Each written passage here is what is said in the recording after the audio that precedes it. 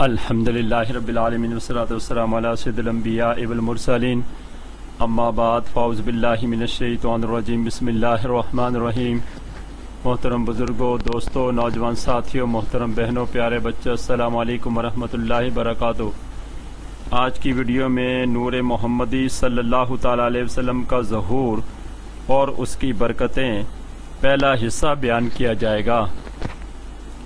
اللہ تعالیٰ عز و جل نے قرآن پاک میں ارشاد فرمایا، هو الاول والآخر، وہ اول ہے وہ آخر ہے۔ پارہ نمبر 27 سورہ حدید آیت نمبر 3۔ شیخ عبدالحق محدث دہلوی رحمۃ اللہ تعالی علیہ مدارج النبوت میں فرماتے ہیں کہ یہ آیت حمد الہی بھی ہے اور نعت پاک مصطفیٰ صلی اللہ تعالیٰ علیہ وسلم بھی ہے، یعنی یہ وصف اللہ تعالیٰ میں تو ہے ہی ہے، مگر اللہ کی عطا سے حضور علیہ الصلوۃ والسلام میں بھی یہ وصف ہے۔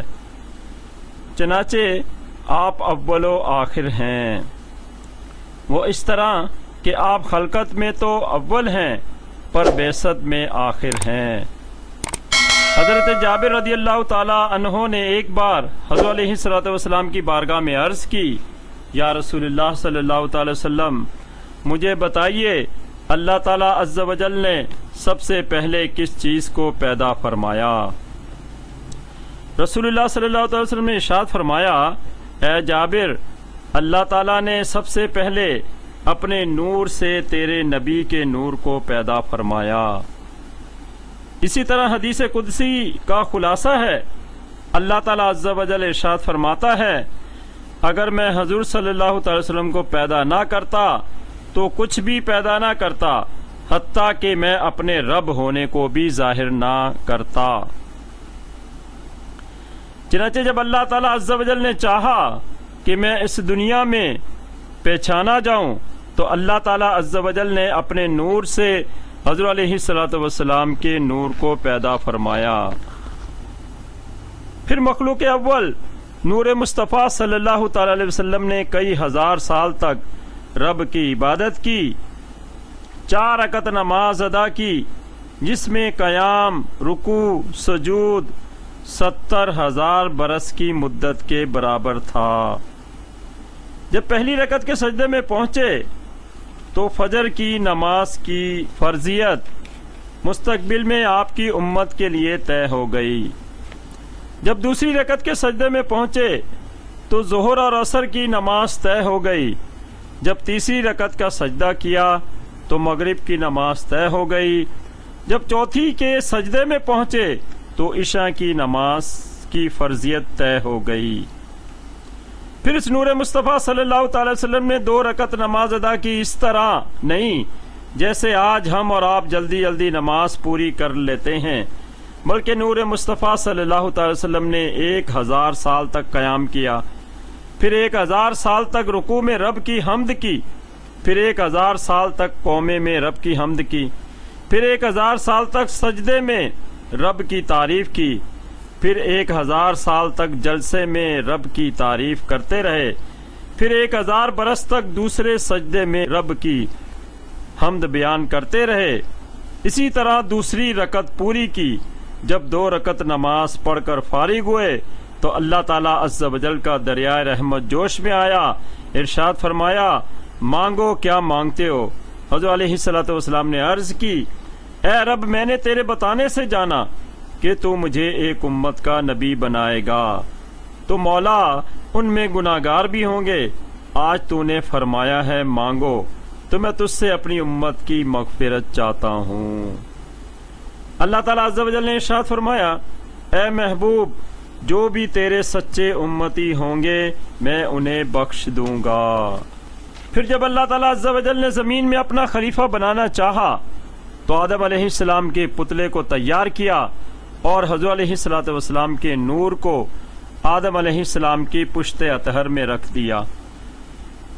جب آدم علیہ السلام میں روح پھونکی گئی تو آدم علیہ السلام نے اپنی پشت سے پرندے کی سی آواز سنی، عرض کی، یا اللہ عز و جل، یہ آواز کیسی ہے؟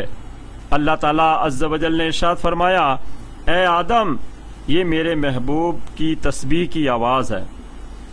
اے آدم، اس نور کو پاک رحموں اور پاک پشتوں میں امانت رکھنا۔ اب اللہ تعالیٰ عز و جل نے فرشتوں کو حکم دیا کہ آدم علیہ السلام کو سجدہ کرو۔ سب نے سجدہ کیا مگر ابلیس نے سجدہ نہ کیا اور بارگاہ الہی سے مردود ہو کر نکلا۔ امام فخر الدین رازی رحمۃ اللہ تعالی علیہ تفسیر کبیر میں فرماتے ہیں کہ یہ سجدہ اصل میں نور محمدی کو تھا، آدم علیہ السلام کو نہ تھا۔ حضرت آدم علیہ السلام نے دیکھا کہ فرشتے ان کے پیچھے پیچھے پھرتے ہیں اور سبحان اللہ کی صدائیں لگاتے ہیں۔ رب سے عرض کی، اے اللہ، یہ فرشتے میرے پیچھے پیچھے کیوں پھرتے ہیں؟ اللہ تعالیٰ عز و جل نے ارشاد فرمایا، یہ میرے حبیب کے نور کی زیارت کرتے ہیں۔ آدم علیہ السلام نے عرض کی، یا اللہ، یہ نور میری پیشانی میں کر دے تاکہ فرشتے میرے سامنے کھڑے ہوں۔ چنانچہ پھر یہ نور آپ کی پیشانی میں مثل آفتاب چمکنے لگا۔ فرشتے صف در صف آدم علیہ السلام کے سامنے آتے اور نور مصطفیٰ صلی اللہ تعالی وسلم کی زیارت کرتے۔ آدم علیہ السلام نے عرض کی، یا اللہ، میں بھی اس نور کی زیارت کرنا چاہتا ہوں۔ اللہ تعالیٰ عز و جل نے آپ کے ناخنوں میں نور مصطفیٰ صلی اللہ تعالی وسلم کو ظاہر کیا۔ آدم علیہ السلام نے انگوٹھوں کو چوم کر آنکھوں پر رکھا اور فرمایا، یا رسول اللہ صلی اللہ تعالی وسلم، آپ میری آنکھوں کی ٹھنڈک ہیں۔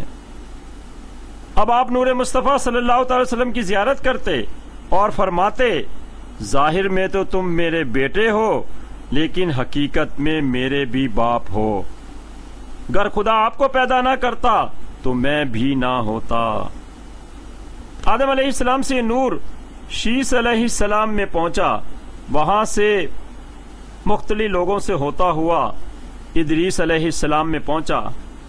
جب ادریس علیہ السلام آسمان پر اٹھا لیے گئے تو یہ نور مطلوع شخص سے منتقل ہوتا ہوا اللہ کے نبی حضرت نوح علیہ السلام میں پہنچا۔ اسی نور مصطفیٰ صلی اللہ تعالی وسلم کی برکت تھی کہ طوفانی نوحی سے اللہ تعالیٰ عز و جل نے نوح علیہ السلام اور اہل ایمان کو ایک کشتی کے ذریعے بچا لیا۔ 1000 سال تک یہ نور نوح علیہ السلام میں رہا۔ پھر وہاں سے مختلف واسطوں سے ہوتا ہوا یہ نور حضرت ابراہیم علیہ السلام میں پہنچا۔ اسی نور کی برکت تھی کہ آپ پر چخائے نمرود کی آگ ٹھنڈی ہو گئی۔ ابراہیم علیہ السلام سے پھر یہ نور اسماعیل علیہ السلام میں پہنچا۔ اسی نور کی برکت تھی کہ اللہ تعالیٰ عز و جل نے اسماعیل علیہ السلام کو ذبح ہونے سے بچا لیا۔ یہ نور حضرت اسماعیل علیہ السلام میں 173 سال تک اپنی برکتیں دکھاتا رہا۔ پھر یہ نور مختلف واسطوں سے ہوتا ہوا بنی ہاشم میں پہنچا۔ وہاں سے یہ نور حضرت علیہ السلام کے دادا عبد المطلب میں پہنچا تو اس نے بڑی برکتیں دکھانا شروع کر دیں۔ حضرت علیہ السلام کے دادا عبد المطلب کا کہنا ہے کہ میں حتیم کعبہ میں سو رہا تھا کہ دیکھا ایک بہت بلند شان والا بہت بڑا درخت زمین سے ظاہر ہو رہا ہے۔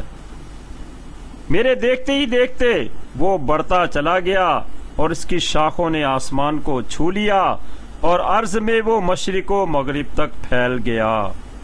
اس کے پتے سورج سے زیادہ چمک رہے تھے۔ میں نے دیکھا عرب و عجم کے رہنے والے اس درخت کے سامنے جھک گئے ہیں اور اس کی روشنی آہستہ آہستہ بڑھتی جا رہی ہے۔